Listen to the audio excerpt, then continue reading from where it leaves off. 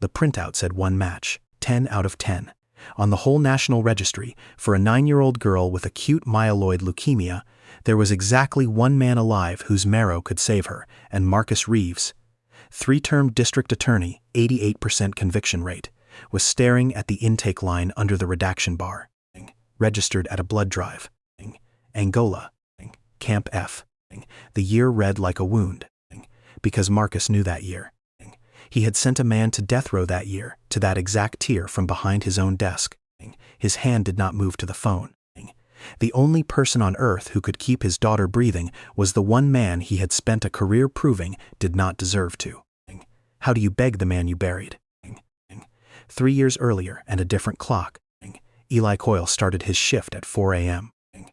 The Winn-Dixie on Claiborne Avenue kept the produce cooler at 34 degrees, and Eli had learned to work in it without a coat, because the coat cost hours he did not have. He stocked. Romaine first, then the peppers, then the bruised apples marked down to 59 cents, which he set at the front because somebody's grandmother would want them. He was 44. His hands were fast and he never talked much. The check came to $427 a week after they took what they took. The room above the barber shop came to $310 a month. That left a number, and Eli knew the number the way some men know scripture. He counted it on the nightstand every Friday. 4 20s at 10 3-1s. A small pile of change he stacked by size. Quarters, then nickels, then the pennies, which he counted last and counted twice. $43.70. That was the week. That was the whole week, laid out on a nightstand under a lamp with a 40-watt bulb, because 60 drew more off the meter. He did not think of it as anything. It was arithmetic. You do the arithmetic and you do not narrate it. Downstairs, Curtis Bailey ran the shop. Everybody called him Doc, because before the Clippers he'd been a corpsman, and before that he'd swept floors for Eli's uncle Odell, back when the 2 old men were young and the block still had its own names for things. Doc had given Eli the room when nobody else in the parish would rent to a man 3 years off death row. He never made a speech about it. He just handed over the key and said the rent was due when it was due and not a day sooner. "You eat today?" Doc asked him once, most mornings. Eli always said he had. He mostly had not. But there is a kind of pride that will not let a man take a plate he cannot pay back, and Eli had that pride the way his uncle had it, and his uncle had gotten it somewhere in Korea with a medical bag on his hip. Odell Coyle had been a medic. 2 years in the cold with a canvas bag, kneeling in frozen mud over strangers whose faces he would never learn, pressing his bare hands into wounds that steamed in the December air, because a medic did not read the patch on a man's shoulder before he decided whether that man got to keep his blood inside his body, and Odell had carried that arithmetic home across an ocean and set it down on Dryades Street like a tool he meant to keep sharp. He came home to Central City and fixed sinks and porches and radiators for 30 years, and he raised his sister's boy on one sentence he must have said 1,000 times. You don't get to pick who bleeds in front of you. You just decide whether you're the kind of man who stops to help. Eli had heard it so many times it stopped being words. It became a thing his body did.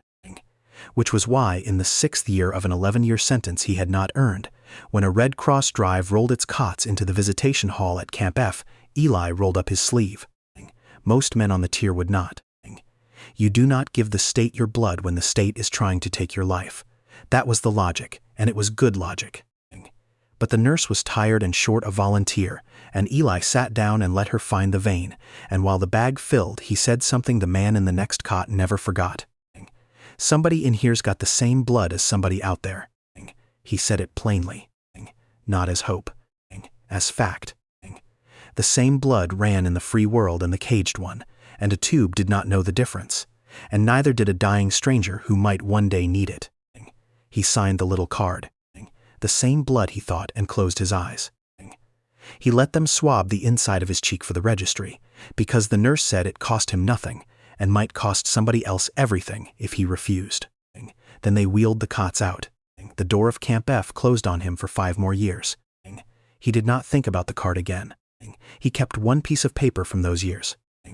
He kept it folded, in the middle of a Bible he did not read as much as he should, and he never took it out where anyone could see. It had his name on it and a state seal and a word. The word was exonerated. You would think a man would frame a thing like that. Eli folded it small and closed the book on it, and if you asked him why, he would change the subject.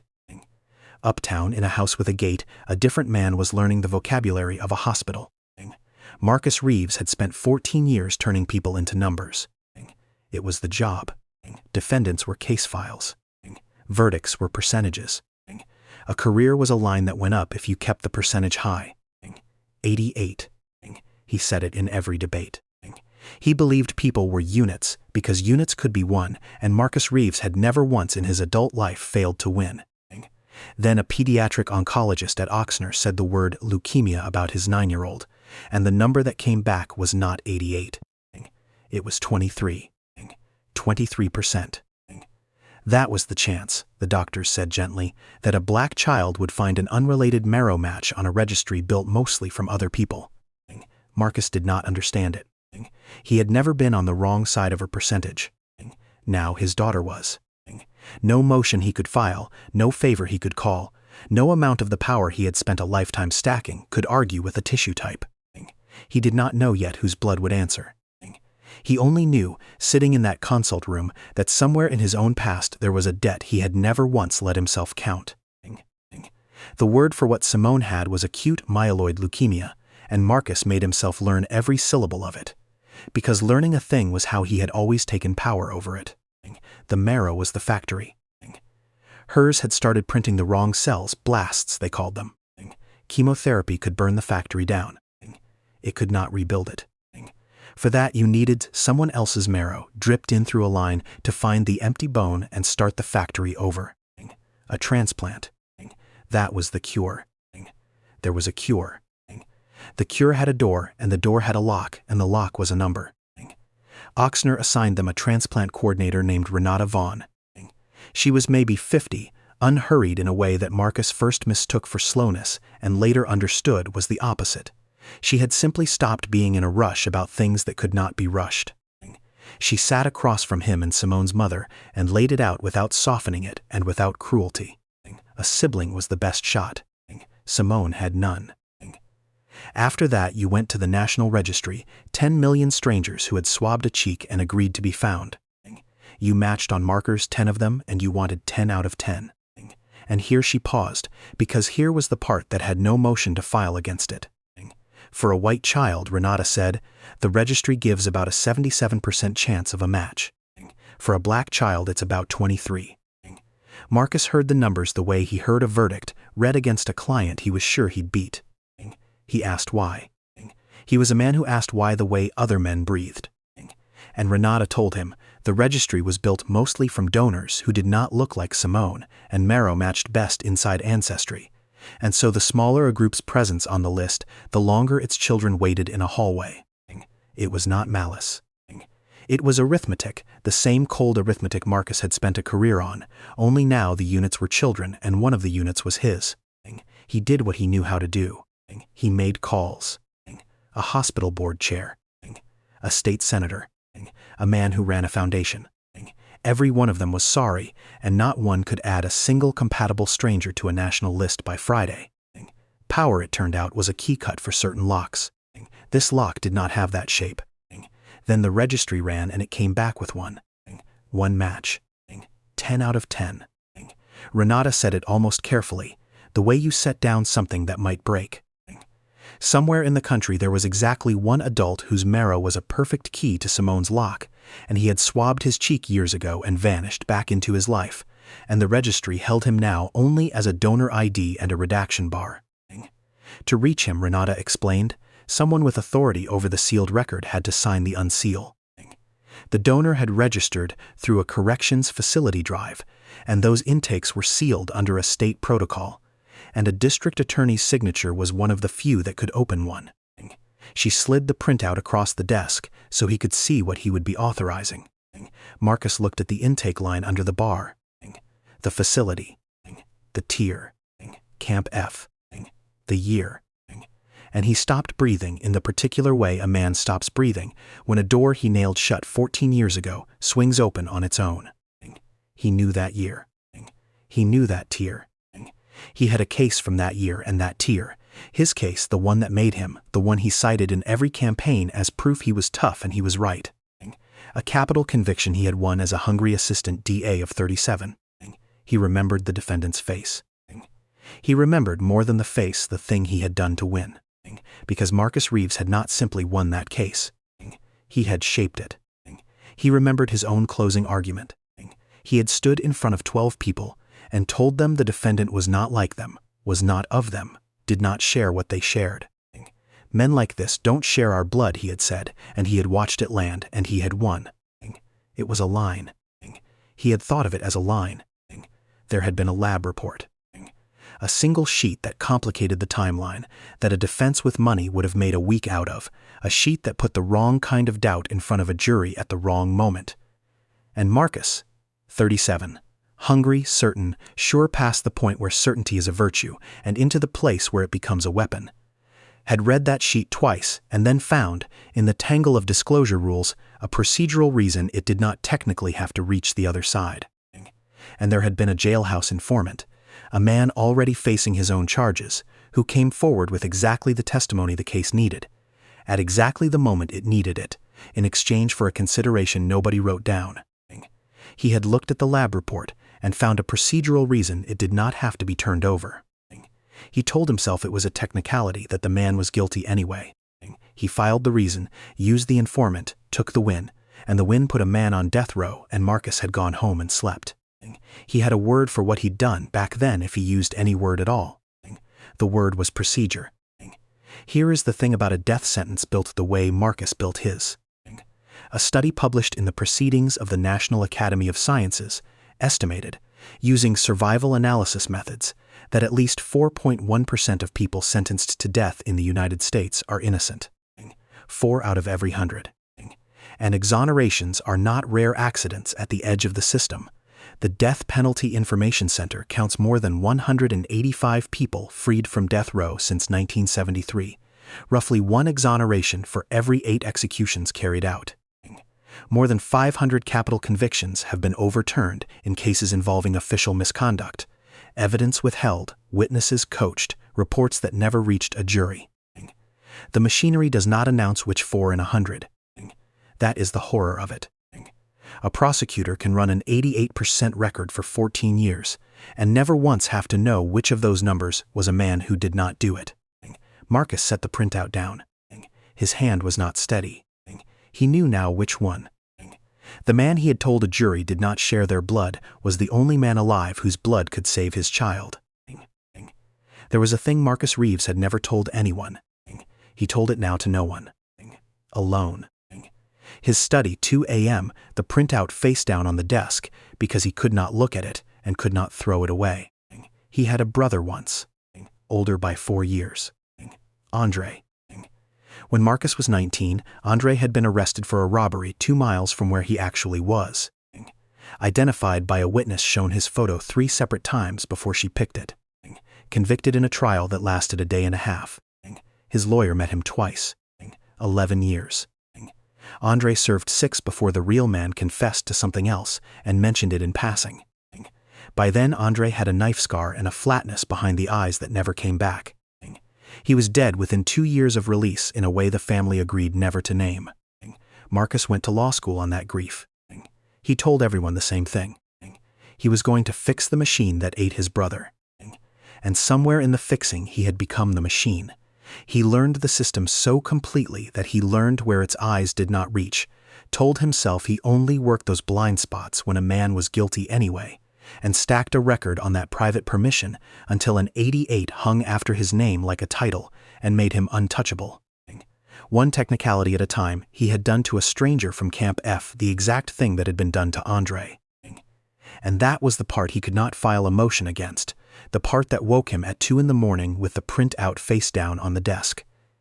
That he had stood at the edge of his own brother's grave, watched the system lower into the ground a man it had convicted of nothing he did, sworn on that raw new dirt to spend his life fighting it, and then driven downtown and taken a salary to run it. He had knelt at his brother's grave. Then he had gone to work. He had a word for men like the defendant in that case. The word was case file. Until tonight, when the case file turned out to be the only door left between his daughter and the ground. A man's worth was never the verdict written about him. It was what he did when the person who ruined him needed saving. Marcus did not know yet that he was about to test that sentence against a living man. He only knew one thing. He had to see him first. So he went to the Winn-Dixie on Claiborne. He did not plan it as anything. He told himself he was a man who could not sleep, buying groceries at 7 a.m. That part was true. He pushed a cart he did not need down the produce aisle, and there, restocking the small apples, was the man from the printout. Older, gray at the temples, hands fast and sure, turning each apple so the bruise faced back, building a pyramid that would sell from the front. Marcus stood at the end of the aisle and watched Elijah Coyle work and could not make his mouth do anything. A woman asked Eli where the collard greens were. He walked her to them, pulled the freshest bunch from the back of the rack and handed her that one, not the wilted bunch in front. He set the marked-down apples where a certain kind of shopper would find them without having to ask. Small things. The kind a man does when no one is grading him, which is the only time they are true. This was the man he had told 12 jurors did not deserve to breathe. Marcus left without buying anything. He sat in his car in the lot for a long time. He would learn the rest later, in pieces. The way you learn the shape of a thing you were never meant to see. A Red Cross drive that rolled its cots into the visitation hall at Camp F in the 6th year of a sentence Eli had not earned. Most men on that tier would not give the state their blood. The logic was sound. Eli had rolled up his sleeve anyway. He would learn why. There had been an uncle, a medic in Korea who came home, fixed radiators, and raised a boy on a single sentence, said so many times it stopped being words and became a thing the boy's body did. You don't get to pick who bleeds in front of you. You just decide whether you're the kind of man who stops to help. So Eli had sat down on that cot inside the walls that were trying to kill him. He let a tired nurse find the vein. He gave his blood to a world that had given him a death sentence because an old man with a canvas bag had taught him that the same blood runs on both sides of any wall, and a tube does not know which side it was drawn from. Somebody in here's got the same blood as somebody out there. He had said it as fact, not hope. Fact. And the swab they took that morning, almost as an afterthought, was the reason a 9-year-old uptown had a door left at all. The same blood. The exact same blood. Marcus did not learn all of that in the parking lot. But he learned enough of it later to understand what he was about to ask, and of whom. The problem was the asking. He went back to Renata with a plan that was really an evasion. He would authorize the unseal, contact Eli through the registry's blind channel, and keep his name off it. The donor did not need to know whose child it was. It was cleaner that way. It was, he did not say, easier that way. Renata listened to all of it. Then she set down her pen. The blind channel, she said, was for donors who wanted distance, not for recipients who wanted cover. A man asked to put a needle in his own hip bone for a stranger had a right to the stranger's name. And Eli, of everyone on that list, had earned the right to decide with his eyes open. She said all of it plainly. She never raised her voice. Then she said the one thing that ended it. You don't get to do this in the dark. Not to him. Not again. Marcus did not answer. There was no motion to file. She had said the true thing, and the true thing does not have a rebuttal. Marcus signed the unseal on a Tuesday. One signature. He had signed 100,000 documents in 14 years, and this was the first one that cost him something. He did not understand, when the pen came off the paper, that a signature is a stone, and a stone thrown into still water does not come back. The unseal did not stay a private thing between a coordinator and a donor. It could not. To reach Elijah Coyle through the registry, the sealed intake had to be pulled, and to pull it, the underlying case had to be named, and the case was a capital conviction with the district attorney's own name on it. The clerk who processed the request flagged it, the way clerks are trained to flag anything strange. A capital case reopened at the request of the prosecutor who won it. That was not a thing that happened. So someone asked why. And once someone asks why about a case like that, the why does not stop. The conviction review unit pulled the file. And there, where Marcus had known it would be for 14 years, was the thing he had buried. A lab report. One sheet. It placed the physical evidence in a window that did not fit the state's timeline, and it had never reached the defense. And the reason it had never reached the defense was a memo, in Marcus's own hand, citing a disclosure exception that a review board now read 3 times and could not make say what he had made it say. Beside it, the informant. A man who had testified that Eli confessed in a holding cell, who had walked out of his own charges 90 days later, whose deal appeared nowhere in the record because it had never been written down. 14 years earlier, Marcus had told himself the word was procedure. The review unit had a different word for it. So did the newspaper that got the file, and the bar association that opened an inquiry, and the 2 colleagues who stopped returning his calls the same week. The same blood he had once sworn to a jury this man did not share was now the only thing standing between his daughter and the ground. There was no procedure for that. There was no memo he could write to make it untrue. The 88% began to come apart the way a rope comes apart. Not all at once. One fiber. Then the next. Then the load on the rest. The paper ran it on a Sunday. His face, the file, the memo enlarged so you could read his handwriting. By Monday, the re-election committee had a scheduling conflict for every event on his calendar. By Wednesday, a man he had mentored was quoted saying he was reviewing his own cases from that period. The machine Marcus had built to convict did what machines do. It ran. It did not care that it was running over the man who built it. He had taken a man's name and called it a case number. Now the whole city was learning his name, and it was learning it the way you learn the name of a thing that shatters. Here is what did not happen. He did not fight it. That was the part the reporters could not place. A man in his position lawyers up, issues a statement, blames a clerk, runs out the clock. Marcus did none of it. When the review unit called him in, he brought the memo himself. He did not explain it. There is no motion to file against a memo in your own hand. His wife asked him, in the kitchen at night, whether he understood what he was doing to them. He said he did. She asked why then. And Marcus Reeves, who had an argument for everything, who had built a life out of having the last word, did not have one. He said the only true thing he had.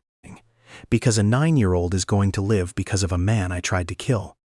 And I am done pretending I don't owe him the truth. A man's worth was never the record he defended. It was what he was willing to lose when the truth finally cost something. Marcus had spent 14 years never letting it cost anything.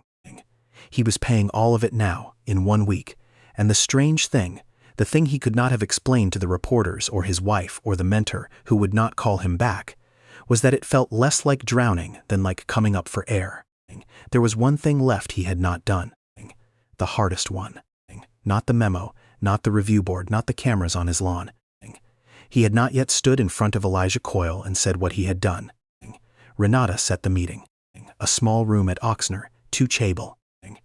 She told Marcus something he would carry the rest of his life, that Eli had said yes before he knew whose child it was, had agreed to a needle in his hip bone for a stranger's 9-year-old the same afternoon he was asked, without one question about who she was or what the world had ever done for him, because a man who once rolled up his sleeve inside a prison that was trying to kill him had decided long ago that the same blood runs on both sides of every wall. He had said yes already. The needle was not in question. The only thing left in question was whether Marcus could sit across from him and be seen for exactly what he was. He went to the room. Eli was already there. 2 chairs and a table. A man who had spent 14 years behind a desk, and a man who had spent 11 years behind a door. Marcus had a speech. He had written it in the car. It had the word sorry in it, arranged carefully. He arranged everything. He opened his mouth to give it and could not, because Eli was looking at him, and Eli already knew. That was the thing Marcus had not planned for. He had come to confess. But you cannot confess to a man who recognized you the moment you walked in. You're the D, Eli said. Not a question. Marcus said yes. He started into the speech. He got 3 words in before Eli lifted one hand not unkindly and put it down. So Marcus stopped arranging. He told the truth plainly, the way Renata had made him, the lab report, the memo, the informant, the 11 years. He said them as facts, not as apology, because Eli had earned facts. And when he was done, the room was quiet, and Marcus waited for the thing he deserved. It did not come. Eli reached into his coat and took out a Bible worn soft at the spine. He opened it to the middle, where a single sheet had been folded small for 3 years. He unfolded it on the table between them. A state seal. A name. One word. Exonerated. I never framed this, Eli said. You know why? Marcus did not. Because a piece of paper saying I didn't do it is still a piece of paper about the worst thing that ever happened to me. I didn't want it on a wall. I didn't want to look up and see it every day. He smoothed the fold with his thumb. I kept it where I keep the things I forgive. Then he told Marcus the thing that undid him. He said he'd known. Not the name, not the memo, but the shape of it. Because a man does not spend 11 years in a cell without learning that somebody, somewhere, chose the win over him. And Eli had known there was a Marcus, and he had made his peace with that Marcus years ago, alone in the dark, on a bunk in Camp F, because carrying it was heavier than setting it down, and he had a life to stalk at 4 a.m., and a rent to make, and no room left in his arms for a grudge that weighed that much. And Marcus Reeves, who had never been on the wrong side of a percentage, who had turned men into case numbers for a living, finally understood what he was sitting across from. Not a victim. Not a debt. A man who had already forgiven him for a crime he had only that week confessed. He said the truest thing he would ever say. I know who you are. I've always known. And you're still the only one who showed up for her. He'd told 12 jurors this man didn't share their blood. Now his daughter would live or die by exactly how much of it they shared. The rest is downslope. It matters, but it is not the peak. They took the marrow 11 days later. A needle an hour, a bruise Eli would carry for a week and never mention. Simone's factory burned empty, took the new cells and began to run. She kept her hair the 2nd year. She started 4th grade. The conviction was vacated in the spring. Eli's name came off the row it never should have touched, this time in ink that reached everyone. He gave most of the settlement away and kept the job anyway, because he liked the 4 a.m. Quiet. Marcus did not keep his office. The 88% that made him was gone, and so was the man who built it. He was disbarred inquiry by inquiry. He had taken a man's name and called it a number. In the end, he lost his own. He said it was the cheapest thing he had ever paid for anything. Because a man's worth was never the verdict written about him, or the record he defended, or the name on the office door. It was what he did when the person he had ruined needed saving, and whose blood he was finally willing to call his own. This story is fictional. The systems it describes are not. Right now, somewhere in America, a black child with leukemia is waiting for a marrow-match that may never come. Not because the cure does not exist. Because the registry was built mostly from people who do not look like her. A white patient has about a 77% chance of finding an unrelated donor. For a black patient, that number falls to somewhere between 23 and 29%. Same disease. Same needle. Different odds decided before either child was born. And somewhere in a cell, a man is serving a sentence he did not earn. Researchers estimate that at least 4 in every 100 people on death row are innocent. 4 in 100. We do not get to know which 4. The prosecutor rarely does either. 2 systems, 1 truth. A person's worth is not the number a system assigns them. It is what they do when someone who was written off turns out to be the only one who can save you. You can change one of those numbers today. If you are between 18 and 40, you can join the marrow registry through NMDP, the organization once called Be the Match, or through DKMS. A cheek swab. That is the whole cost. And if the other number moves you, the Innocence Project works every day to free the people the machine got wrong. Do not share this for the algorithm. Share it for the conversation. Send it to the person you know who could swab a cheek. Because a man's worth was never the verdict written about him. It was whose blood he was finally willing to call his own.